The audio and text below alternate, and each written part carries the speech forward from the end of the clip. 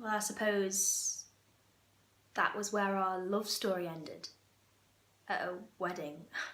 Obviously, it wasn't mine and Tom's. I mean, can you imagine? That'd be the most awkward conversation with our kids. Mummy, how did you and Dad meet? Well, I was on a date with your dad's best friend, but when he passed out, I ended up in bed with your dad. I mean, it's not exactly a fairy tale, is it? Anyway, I was maid of honour at Mia and Jay's wedding, and of course they were there, said friend and Tom. And everybody and their mother were making this comment over and over again, like, ooh, which one are you going to choose for later? Nudge, nudge, wink, wink.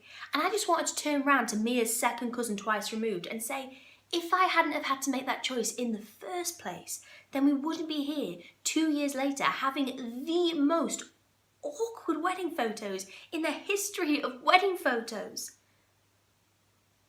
God.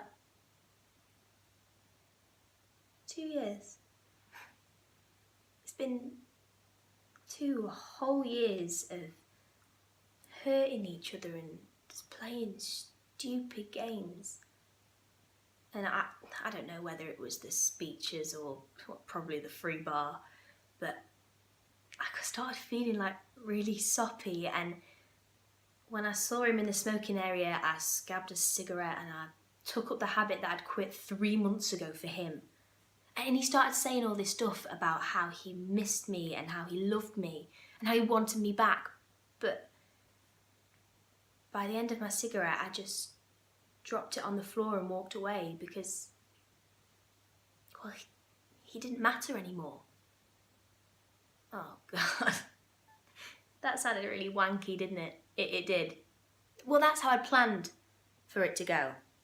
I had this inner monologue like I was in some kind of Jane Austen novel, and I was going to be dignified and walk away, but by this point I was one too many tequilas past being dignified and walking away, so I let him kiss me. And that night, I chose him. And I chose his gypsy hair and his hatred for skinny jeans and his machine gun kisses because, well, this is the real world, and I suppose this is our love story. I mean, it could be worse. We could be Romeo and Juliet. I mean, come on.